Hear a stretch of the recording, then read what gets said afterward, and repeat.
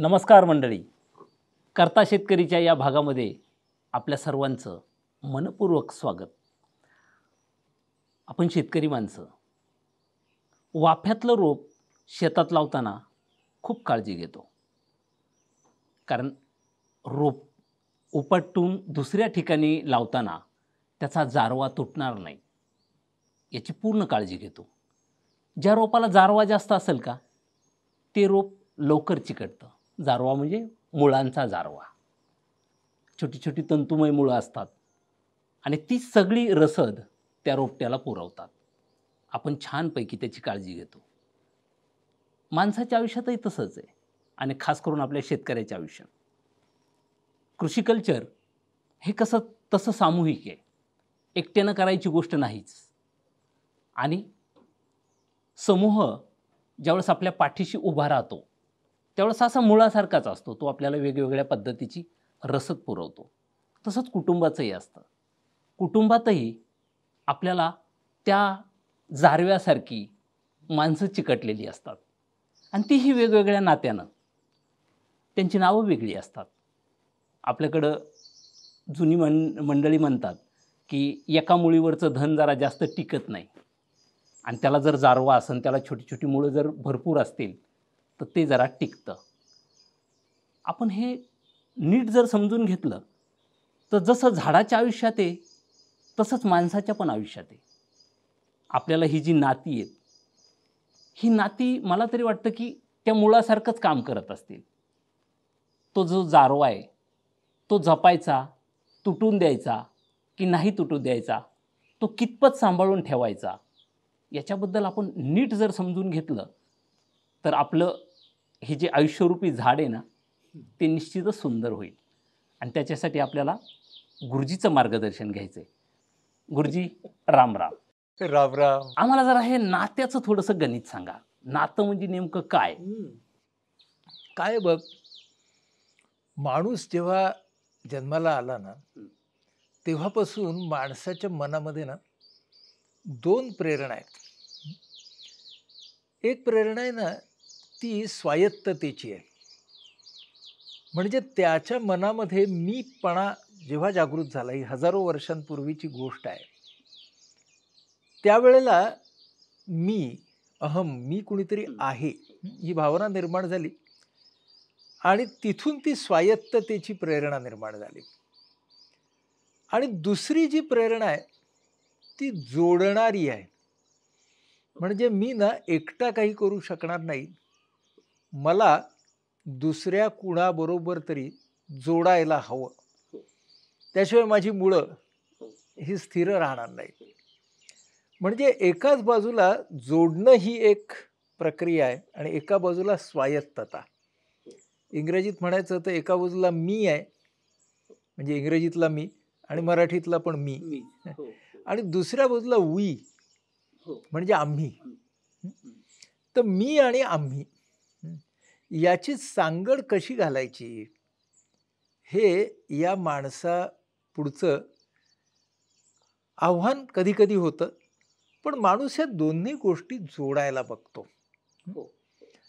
आणि ज्या वेळेला ही माणसं एकत्र आली तेव्हा त्याच्यातून नाती निर्माण झाली. आपण शब्द काय वापरतो? नाती गोती. कधी कधी गोत्यात आणतात पण म्हणून त्यांना नाती गोती म्हणत नाहीत. दुसरा एक शब्द आहे मराठीत गणगोत. आणि गोत हा शब्द गोत्र ह्या शब्दापासून आलाय. आणि गोत्र म्हणजे कुळ, आणि कुळ म्हणजेच एकाला एक जोडली गेलेली माणसं. म्हणजे तिथपासून हे जोडलं जाणं हे तितकं प्राचीन आहे. आता तुझा जो प्रश्न होता की नातं तयार कसं होतं, तर पहिल्यांदा काय असतं, दोन माणसं भेटतात. सध्या आपण माणसांच्या नात्यांचा विचार करू. माणसं भेटतात तेव्हा त्या माणसांची ओळख होते पहिल्यांदा. मग ती जी ओळख होते, नजरानजर होते. आणि ओळख म्हणजे ॲक्वेंटन्स. म्हणून आपण ना तोंड ओळख असाही शब्द वापरतो की ती अगदी जुजबी ओळख आहे. तिला आपण तोंड ओळख म्हणतो. हो, म्हणजे विश्वासाचा तिथं फारसा संबंध हा, नसतो. ती फक्त ओळख आहे. म्हणजे आपण तू आणि मी एका एसटी मध्ये बसलो, समोरासमोर बसलो आणि आपण हसलो एकमेकांकडे बघून, तर आपली ओळख झाली. हो, किंवा जाता येता नेहमी दिसतायत. हा, तर आपण हसतो. हे जे आपण हसतो ना, कारण आपलं जोडले जाणं ही जी आपली प्रेरणा आहे ना, ती आपल्यात उपजत आहे. हम्म. आणि कधी कधी आपल्याला ना आपलं आपलं राहावं असं वाटत असतं, ती स्वायत्तता आहे. हा, म्हणून कधी फिरायला जाणारी माणसं ही कधी स्वतःमध्येच असतात, तर कधी बाहेर पाहत असतात आणि इतरांबरोबर हसत असतात. पहिल्यांदा येते ती ओळख. त्या ओळखीमध्ये जेव्हा एक आकर्षण निर्माण होतं. आता हे आकर्षण का निर्माण होतं हे बऱ्याच वेळेला त्या व्यक्तींना समजत पण नाही. त्याची कारणं वेगवेगळी असू खूप शकतात. असतात. परत ते आकर्षण असतं ना, ते अगदी पहिल्याच भेटीत जसं चित्रपटांच्या मध्ये होतं ना, लव्ह ॲट फर्स्ट साईट, तसंच असतं असं नाही बरं का. कधी ना विचाराचं आकर्षण असतं, एखाद्या गुणाचं आकर्षण असतं, रूपाचं आकर्षण असतं. आकर्षण वेगवेगळ्या प्रकारची असतात. पण आकर्षण असल्याशिवाय ना माणसं जवळ येत नाही. म्हणून आकर्षण क्षेत्र असतं एक प्रत्येक माणसाला दिलेलं. हो, त्याच्या त्याच्या क्षमतेनुसार. हा, क्षमतेनुसार. आणि त्यामुळे माणसं आकर्षित होतात एकमेकांच्याकडे. आकर्षण आलं की त्याच्यातून बॉन्डिंग तयार होतं. बॉन्डिंग म्हणजे त्याला स्नेहबंध असं म्हणू आपण, की तो स्नेहाचा, आणि स्नेह फार सुंदर भावना आहे बघ. तर ही जी स्नेहाची भावना आहे ती दोघांच्या मध्ये निर्माण होते. स्नेहबंध निर्माण झाला की मग त्यांच्यामध्ये संवाद चालू होतो. संवाद चालू झाला की त्यांना समानता सापडते. मग ती कधी कधी विचारातली असते, कधी भावनातली असते, कधी वर्तनामधली असते, कधी ध्येयामधली असते. ती समानता त्यांना सापडली, संवाद सुरू झाला की मग नातं येतं. मग संवाद, मग सहवास, मग साहचर्य. हा, म्हणजे एकत्रित होणं. आणि असं होता होता नातं टप्प्याटप्प्याने येतं. आता इथं आपण एक गोष्ट काय गृहीत धरली आहे, की ती दोन्ही माणसं एकमेकांच्या समोर आहेत. पण माणूस हा असा आहे बरं का, की त्याला एखादी व्यक्ती समोर दिसत नसताना सुद्धा त्याच्याशी नातं निर्माण करता येतं. एक छोटस बाळ आहे कुटुंबात येणार, ते बाळ अजून जन्माला यायचंय, पण सगळ्यांचं त्याच्या बरोबरचं नातं सुरू झालंय. एखादा आपला आवडीचा लेखक असतो, त्याला आपण भेटलेलो नसतो, पण त्याच्या बरोबरचं आपलं नातं सुरू झालेलं असतं. आवडीचा कलाकार असतो, आवडीचा आपला नेता असतो, ह्या सगळ्यांबरोबर आपली नाती असतात. म्हणजे नातं हे निर्माण होण्यासाठी व्यक्ती समोर असायलाच हवी असं नाही. सर, मला मध्ये एक प्रश्न असा पडला, की आपण बोलताना तुम्ही म्हणला की स्नेह तयार होतो आणि दुसरी मग नंतर प्रेमाकडे पण ती जाण्याची शक्यता असते. तर सर, प्रेमापेक्षा स्नेह हा जरा स्मूथ आणि जरा थोडासा गोड आहे का, छान वाटतो का? म्हणून स्नेह म्हणजे प्रेम आलं की मग हक्क पण आला. हा, त्या अर्थानं. अर्थात आपण असं म्हणतो की प्रेम आहे त्याच्यामध्ये जिव्हाळा. किती नाव आहेत बघ ना, प्रेम आहे, जिव्हाळा आहे, लळा आहे, किती तऱ्हेची नाव आहेत. हा, ते खूप छान आणि गोड वाटतं. आणि स्नेह आहे. या सगळ्याच्या मध्ये स्नेहामध्ये ते वेगळं का असतं तू म्हणालास. कधी कधी प्रेमामध्ये ज्या वेळेला सत्ता येते, हक्क येतो, त्यावेळेला प्रेमामध्ये असलेली ही जी स्वीकाराची भावना असते ती कमी होते. आणि नातं टिकायचं असेल ना तर स्वीकाराची भावना हवी. आणि स्वीकाराची भावना असली तर नातं टिकतं. म्हणून स्नेह हा जो शब्द आहे ना, तो स्नेह हा शब्द छान आहे वापरायला. पण स्वीकार हवा. मग स्वीकार कसला हवा, तर जसा गुणांचा स्वीकार हवा तसा कमतरतांचा सुद्धा स्वीकार हवा ना. आणि तुला असं दिसेल की तीच नाती टिकतात जिथं एकमेकांच्या गुणदोषांचा स्वीकार असतो. बरोबर. सर मग हा गुंता कसा निर्माण होतो? हा. म्हणजे तो अचानक होतो का टप्प्या-टप्प्यानं होतो का काय? काही काही गाठी एकदम खचकन बसतात. हो, हो. त्या तुटतच नाहीत. सुटतच नाहीत आणि काही काही गाठी असतात ते गुंता हा क्रमाक्रमाने होत जातो. हो, हो, हो. तुला आठवतंय का आपण जेव्हा आत्मस्वीकाराबद्दल शिकलो होतो, हं, हं, हं. तेव्हा आपण असं म्हणालो होतो की 4 प्रकारचे आत्मस्वीकार असतात. हं, हं. हं. म्हणजे एकाला आपण म्हणालो होतो पॅसिव्ह म्हणजे तटस्थ. हो. मग सबमिसिव्ह म्हणजे भिडस्त. भिडस्त. हो, मग आपण म्हणालो होतो अग्रेसिव्ह म्हणजे आक्रस्ताळे किंवा हो. आक्रमक. आक्रमक. आणि मग आपण म्हणालो होतो असर्टिव्ह हं. म्हणजे आग्रही, निर्धारी, हो, समजूतदार. हो, हं. हो, अशा 4 हो, गोष्टी किंवा 4 पॅटर्न्स आपण पाहिले होते. हो, हो. आता जर नात्यामधल्या 2 व्यक्ती असर्टिव्ह ट्रॅकला असतील की नाही, हं, म्हणजे हं. दोघांचाही निरोगी आत्मस्वीकार असेल, हो, हो, तर अर्थातच ते नातं फळतं, फुलतं, सगळं काही होतं. हो, हो, पण कधी-कधी एक अत्यंत आक्रमक आहे, दुसराही तितकाच आक्रमक आहे, हो, की हो, झाली विसंवादाला सुरुवात. हं. हो, हो, एक जण आक्रमक आहे, पण दुसरा अगदी तटस्थ आहे. हो, तर मग असंवाद. हो, म्हणजे कधी विसंवाद असेल, कधी असंवाद असेल. हो, हो. म्हणजे त्या व्यक्तीच्या आत्मस्वीकाराची त्यावेळची हं, पातळी कोणती आहे, याच्यावरती नात्याचं भविष्य हे खूप प्रमाणात अवलंबून असतं. हं. हं. हो, हा पहिला मुद्दा. हो. दुसरा मुद्दा त्यातला असा आहे, की ज्यावेळी नात्यामध्ये सत्ता निर्माण होते, हं, ज्यावेळी नात्यामध्ये हक्क निर्माण होतो, हं. मी तुझ्यावरती एवढं प्रेम केलं आहे, तर तू माझ्यावरती निदान एवढं तरी प्रेम करायलाच हवंस. हो, हो, हो, हं. सगळ्यांनी नाही केलं तरी चालेल, पण ह्या व्यक्तीने करायलाच हवं. हो, हो. ह्या अगदी मला दिसलं पाहिजे, मला हां. कळलं पाहिजे. किमान एकदा तरी कळलं पाहिजे कळलं पाहिजे. अख्ख्या हां. आयुष्यात. तशी रोजच अपेक्षा असते. रोजच असते ना. हां, तर ही जी अपेक्षा असते ना, ती हं, खरं म्हणजे मागणी असते. हं. हो, हो, हं. हो. आणि जेव्हा नात्यामध्ये मागणी घुसते, हं, जेव्हा नात्यामध्ये हार-जीत घुसते, हं, जेव्हा सत्ता घुसते, हं, तिथे असंवाद, विसंवाद ह्या सगळ्या गोष्टींना सुरुवात होते. हं, आणि मग आग्रही आत्मस्वीकाराची शक्ती हं, कमी-कमी होत जाते. हं, हं. एका व्यक्तीमध्ये किंवा दोन्ही व्यक्तींमध्ये हं. तसा तो गुंता वाढत जातो. मग हा सोडवायचा कसा?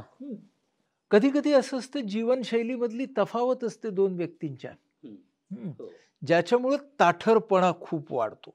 हं, आणि या सगळ्या ज्या गोष्टी आहेत की नाही, त्याच्यामधून गुंता तयार होतो. आता तू म्हणालास हा सोडवायचा कसा? पहिली गोष्ट काय, हं.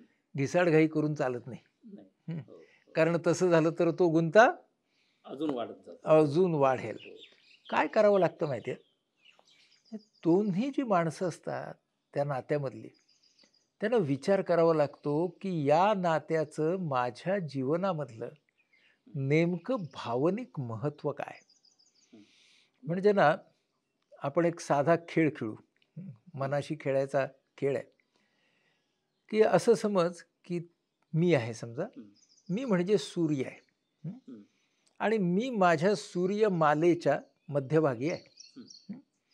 मग त्या सूर्यमालेच्या भोवती पहिल्या ग्रहाची कक्षा आहे, हो.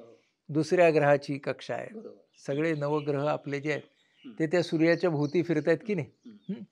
आता भावनिक दृष्टीनं ज्या व्यक्ती माझ्या अगदी जवळच्या आहेत, हो, त्यांना मी जवळच्या कक्षेत ठेवेन, हो. पहिल्या कक्षेत. पहिल्या कक्षेत. बरं. हं.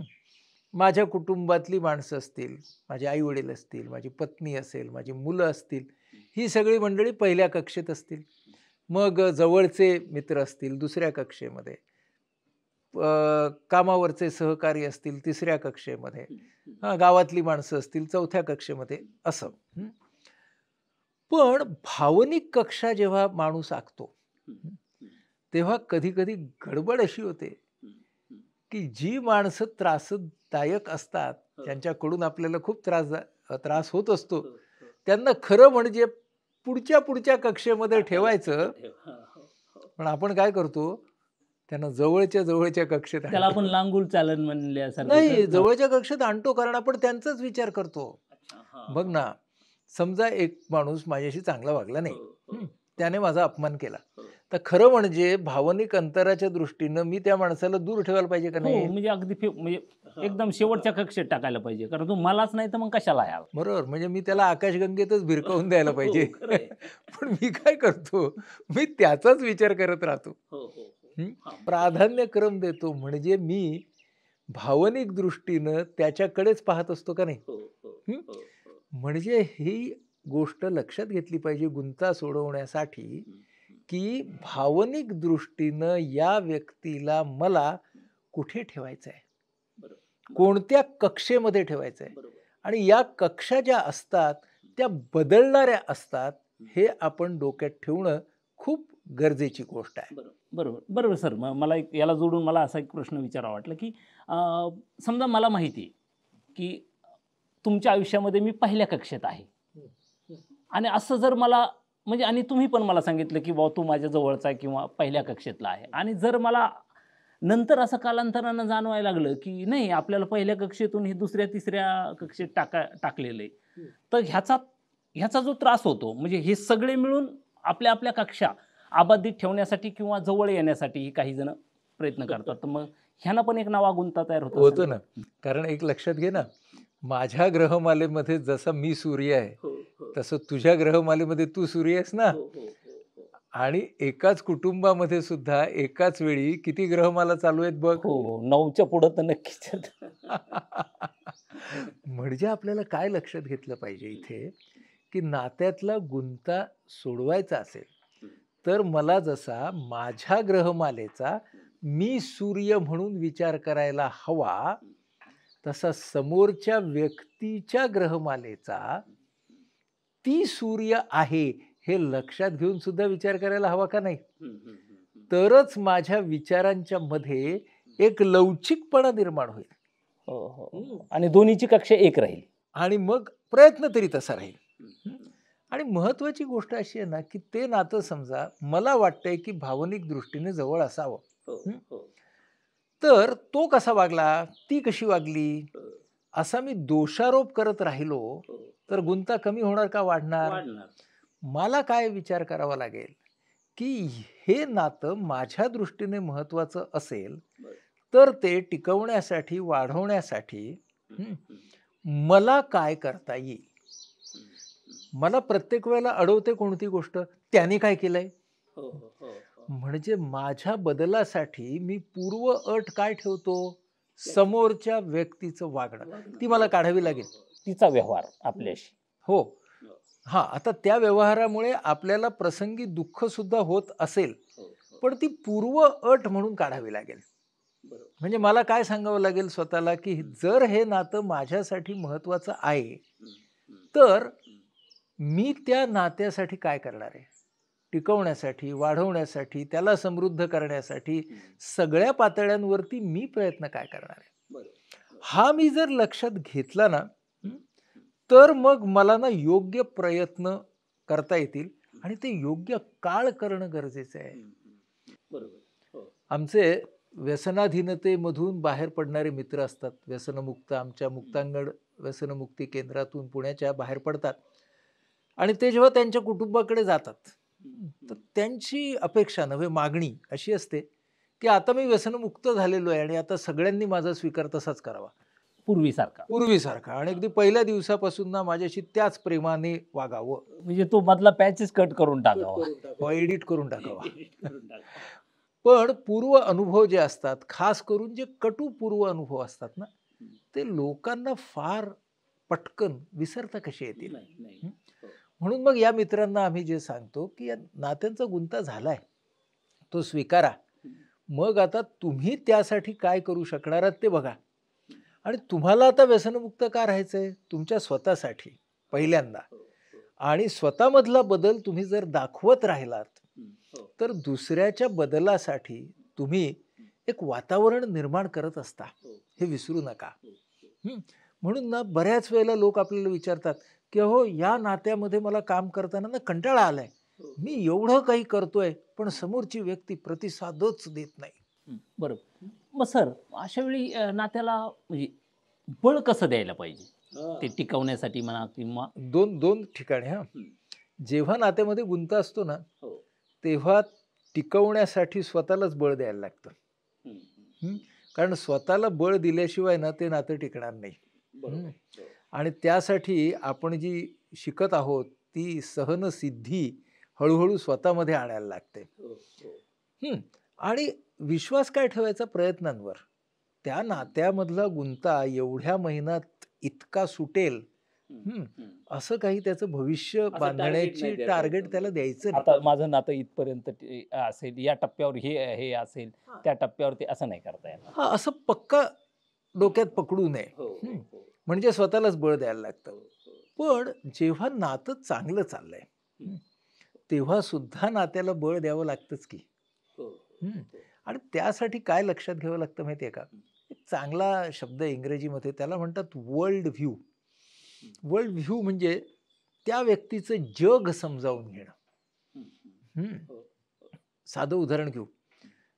मी एक वडील आहे आणि माझा आवडता खेळ जो आहे तो क्रिकेट आहे. आणि माझा मुलगा आहे 15-16 वर्षाचा, त्याचा आवडता खेळ फुटबॉल आहे. तर मला समजून घेतलं पाहिजे की माझ्या मुलाच्या जगामध्ये फुटबॉल नावाचा विषय हा अतिशय महत्वाचा आहे. मग माझ्या पुढे पर्याय काय आहेत? चांगला पर्याय असा आहे की फुटबॉल बद्दलचं ज्ञान करून घेणं आणि माझ्या मुलाबरोबर त्या विषयावरती सुद्धा संवाद साधायला सुरुवात करणं. त्याचा फायदा आमच्या नात्याला होणार का नाही? पण मी जर म्हणालो माझा क्रिकेट तुझा फुटबॉल, मग तो म्हणेल काय तू क्रिकेटच खेळ, क्रिकेटच खूप चांगला असतो. चांगला असतो. म्हणजे माझा वर्ल्ड व्ह्यू मी त्याच्यावरती लादायला लागलो की गुंता निर्माण होतो. त्याचा वर्ल्ड व्ह्यू मी पाहिला, स्वीकारला आणि जर त्याच्यामध्ये रस दाखवला ना तर चांगलंच आहे की आमच्या नात्याला बळ मिळतं. म्हणून समोरच्या व्यक्तीचं जग समजावून घेणं, त्या व्यक्तीच्या त्या टप्प्यावरती आयुष्याच्या त्याचे कन्सर्न्स, त्याचे गोल्स काय आहेत हे समजावून घेणं, ह्याच्यातूनच नात्याला बळ मिळतं.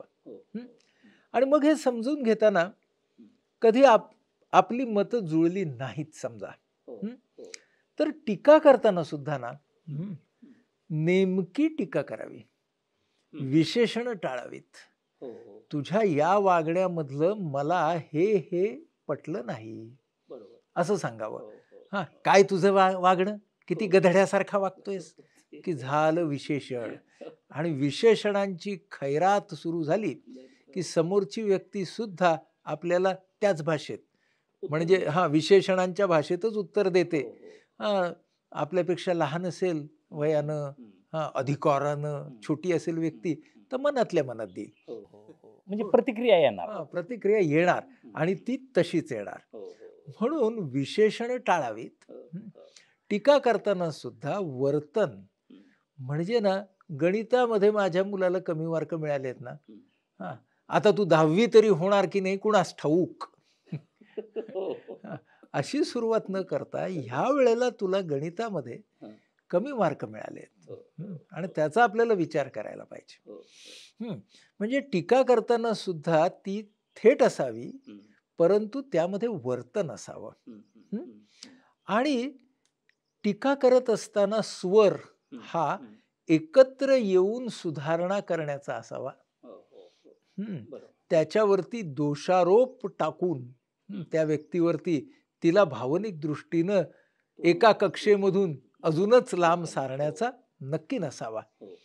मग तसं जर समजा आपण जर भाषा बदलली आणि समजून घेण्याच्या पद्धतीने टीका केली तर मग काय आपल्याला त्याचा प्रतिसाद येईल का प्रतिक्रियेच्या ऐवजी?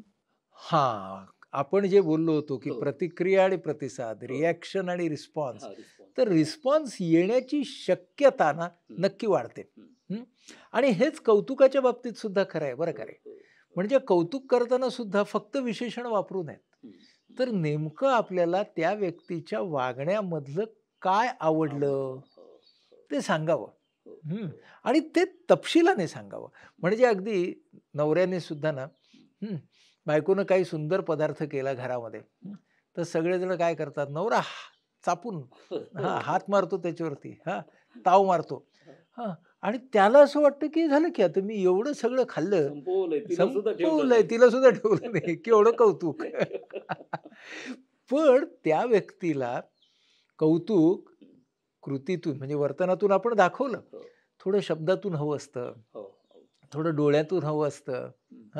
आणि जे काही चांगलं केलं असेल त्याच्याबद्दलची 2 वाक्य आली की आज ना ही भट्टी फार चांगली जमली होती बरं का, अमुक एक मसाला किती छान पडला होता, बोलाव की. म्हणजे कौतुक करताना ना आपल्याला काय वाटतं, हे तर जवळचाच माणूस आहे. कंजूसपणा. कंजूसपणा. आणि काय करणार आहे, समजूनच घेईल. म्हणजे आपण नात्यांना गृहीत धरतो ना, तिकडे गुंता काही वाढवतो. गोष्टी बोलत नाही हे खूप वाईट असतं समजा. आणि बोलत का नाही, कारण गृहीत धरतो ना, ही आपलीच आहे. राग आल्यावर कसं पटपट लगेच. कारण राग आल्यावरती आपलं नसतं ना तेवढ्या वेळापुरतं. म्हणजे आपल्याला टीका करताना सुद्धा शब्द आणि कृती, कौतुक करताना सुद्धा शब्द आणि कृती ही जर योग्य वापरली तर नात्याला बळ मिळतं. नंतर अडचणीच्या वेळी समोरच्या व्यक्तीला त्याने न मागता मदत केली ना तर नात्याला बळ मिळतं. बघ, न मागता, म्हणजे मागून केली तरी पण करावी, तीही मदत महत्वाची आहे, पण न मागता मदत केली तर नात्याला बळ मिळतं. सर, आता आपल्याकडं बऱ्याच गोष्टी असं म्हणजे आमच्याकडे तर काही पुरस्कार पण दिले जातात की आदर्श कपल, आदर्श गुरु शिष्य. तर हे सर असे काही आदर्श म्हणजे नाते आदर्श असतात का? काही लोकांना तसं वाटतं बरं का. आणि ते असं म्हणतात की आपलंच नातं आदर्श आहे. तर त्याची गडबड आहे. गडबड अशी आहे की आपण एकदा नात्याच्या आत्ताच्या स्वरूपाला आदर्श असं मानलं ना, की त्याचं एक जोखड बनतं. की आता तो आदर्शपणा, त्याची झूल अंगावरती मिरवत पुढचे आयुष्यभर राहणे आहे. आणि त्याच्यातून स्वाभाविकता, सहजपणा त्या नात्यामधला कमी होऊ शकतो. म्हणून आदर्श असा ठप्पा मारू नये. अधिक चांगला शब्द कोणता आहे? अनुरूप.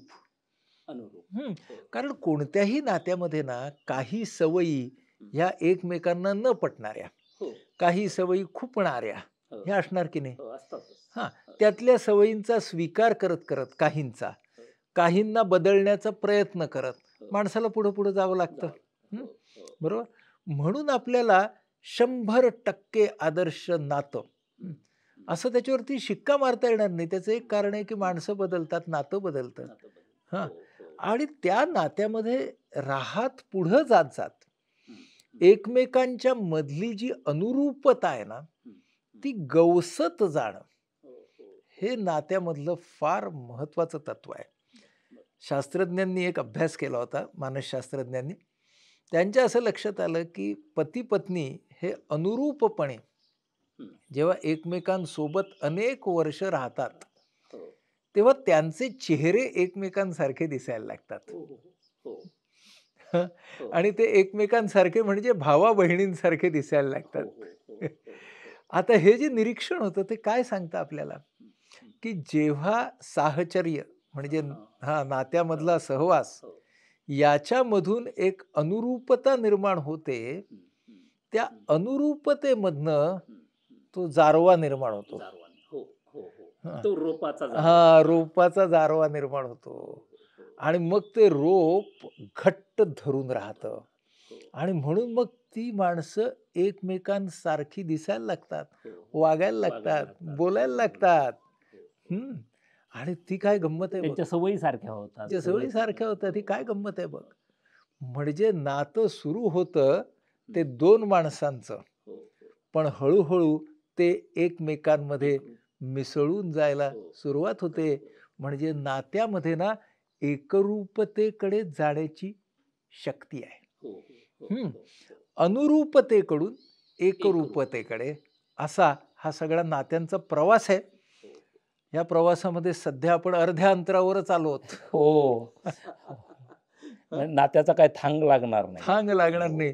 तर पुढच्या एपिसोडमध्ये आपण जरा अधिक खोल बुडी मारूया. नाही, नक्कीच सर. आपल्याला हे सगळं समजून घ्यायचं आहे. कारण आपण सगळेजण नात्याने जोडलेले आहोत. कारण ते टिकवताही आपल्याला आलं पाहिजे आणि त्याचं जोखडही आपल्या अंगावर पडलेलं नाही पाहिजे. त्या जोखडात आपण गुंतलेलो पण नाही पाहिजे. त्याच्यासाठी आपल्याला हे नीट समजून घ्यायचं आहे आणि एवढ्या चांगल्या पद्धतीनं त्याचं विश्लेषण दुसरीकडे आपल्याला कुठे भेटणार नाही बरं का. तर न चुकता आता पुढचा पण एपिसोड आपल्याला बघायचा आहे. राम राम.